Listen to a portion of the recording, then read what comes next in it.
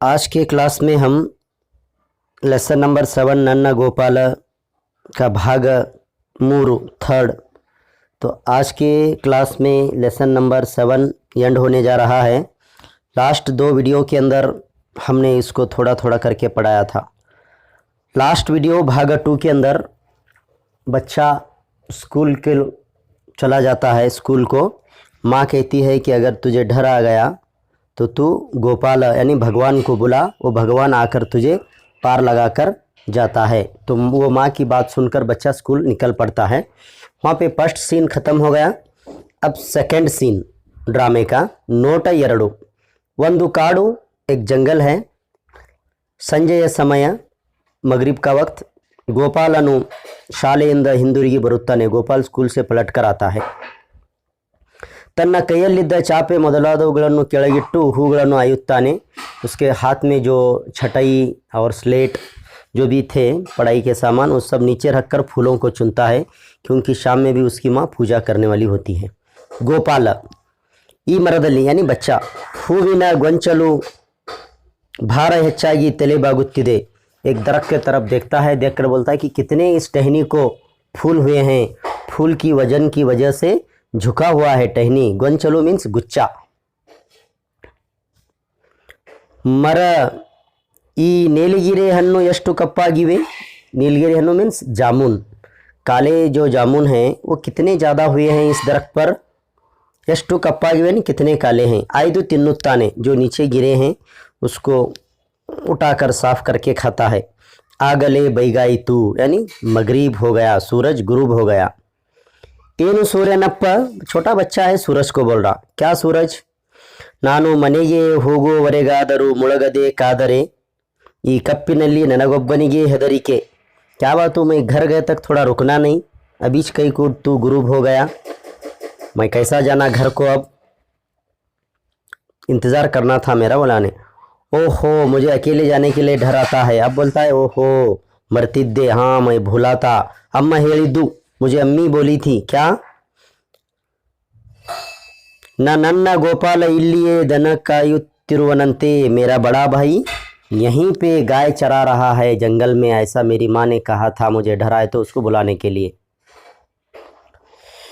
हमनन्नु करियुत्तेने, ठीक है चलो मैं उसी को अभी बुलाता हूँ। गोपालन्ना गोपालन्ना गोपालन्ना 3 बार बुलाता हूँ। नहीं भैया बोल को गोपाला नाम भगवान कृष्ण का नाम बोल के बुलाता, लेकिन ಇದಕ್ಕೆ ಉತ್ತರವೇ ಇಲ್ಲ। क्यों जवाब ही नहीं आ रहा उसका। दनಗಳನ್ನು ಕಾಯುತ್ತಾ ಇನ್ನೆಲ್ಲಿಗೆ ಹೋದನೋ ಏನೋ। गाय को चराते हुए और दूसरे जगह कहाँ गया कि क्या की ने अपने आप को बोल रहा है ऐसा।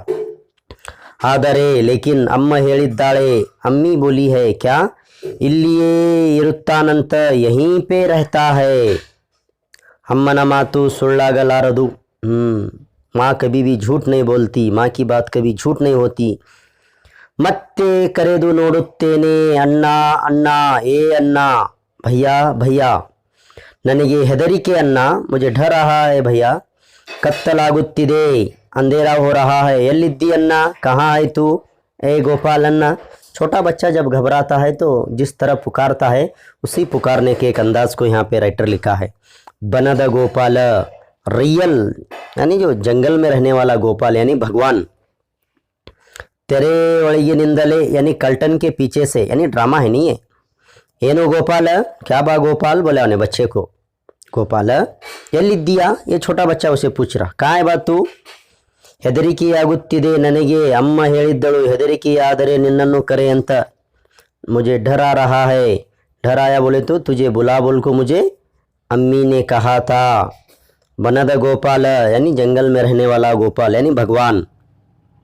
ಹೆದರಬೇಡ ನಾನಿಲ್ಲಿಯೇ ಇದ್ದೇನೆ, तू डर मत मैं यहीं पे हूँ। धैर्यವಾಗಿ ಹೋಗು, हिम्मत के साथ जा तू घर को, मनेगे।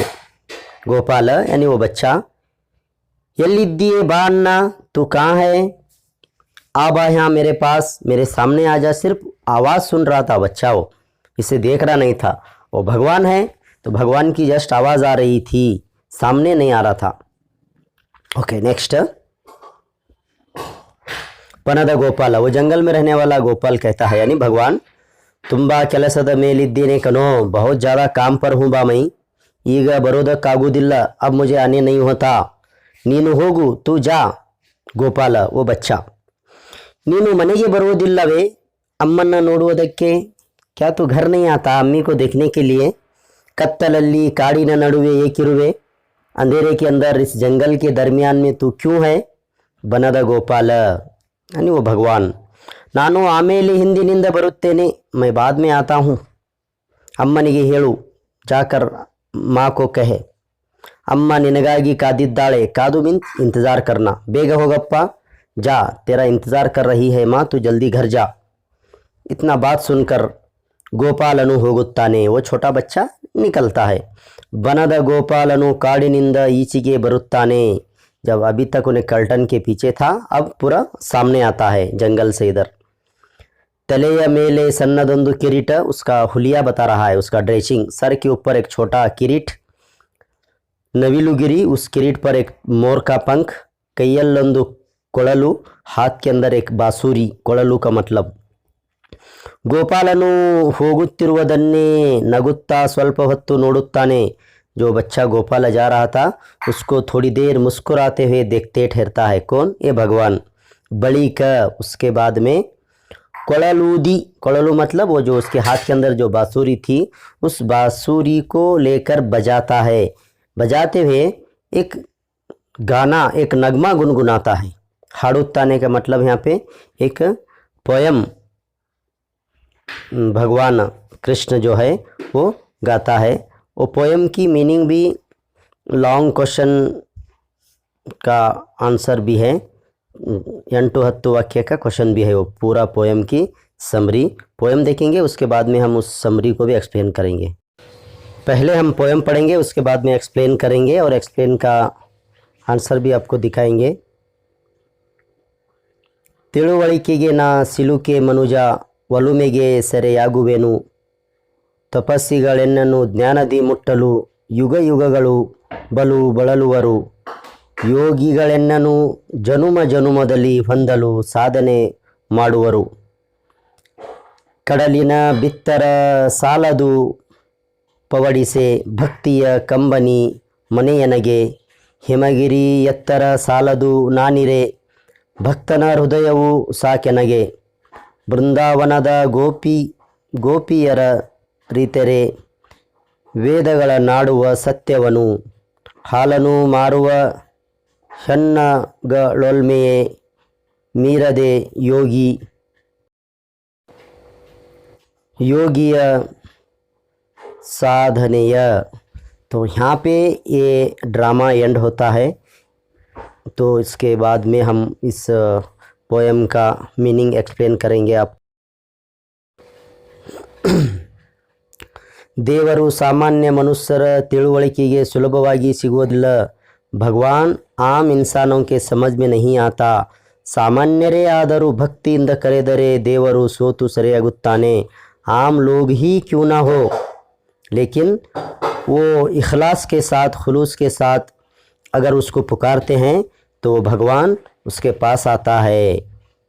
ತಪಸ್ಸಿಗಳು ದೇವರನ್ನು ಕಾಣಲು ಸುದೀರ್ಘವಾದ ತಪಸ್ಸನ್ನು ಮಾಡುತ್ತಾರೆ, ऋषि मनुष्य साधु संत भगवान को पाने के लिए बहुत लंबी लंबी तपस्या करते हैं।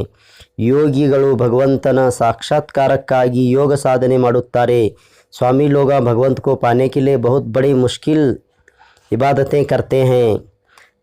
ಕಡಲ ವಿಸ್ತಾರಕ್ಕಿಂತ ವಿಶಾಲ, समंदर से भी ज़्यादा ಚೌಡಾಯಿ, ಹಿಮ ಪರ್ವತದ ಎತ್ತರಕ್ಕಿಂತ ಎತ್ತರವಾದ ದೇವರು ಭಕ್ತಿಯಿಂದ ಬೇಡುವ ಭಕ್ತನ ಹೃದಯದಲ್ಲಿ ಮನೆ ಮಾಡಿರುತ್ತಾನೆ। समंदर से भी ज़्यादा बड़ा, हिमालय पहाड़ से भी ज़्यादा ऊंचा, इतना बड़ा भगवान सिर्फ एक इखलास वाले अच्छे आदमी के दिल के अंदर आकर बस जाता है। ಬೃಂದಾವನದಲ್ಲಿ ಹಾಲು ಮಾರುವ ಮುಗ್ಧ ಹೆಣ್ಣು ಮಕ್ಕಳಾದ ಗೋಪಿಕೆಯರು ವೇದಗಳಲ್ಲಿ ಅಡಗಿರುವ ತತ್ವಗಳನ್ನು ತಿಳಿದಿದ್ದರೂ ತಮ್ಮ ಪ್ರೀತಿಯಿಂದ ಕೃಷ್ಣನನ್ನು ಕಂಡರು। यानी जो दूध बेचने वाले, गार्डन के अंदर रहने वाले औरतें जो दूध बेचते थे उसका मस्का निकाल कर वो भी बेच कर अपनी ज़िंदगी गुजारा करते थे, लेकिन ऐसे औरतें खुलूस दिल के साथ क्या है नहीं मुझे याद किया तो मैं उनको मिला। मुझे पाने के लिए बड़े बड़े वेदास वगैरह पढ़ने की कोई ज़रूरत नहीं है।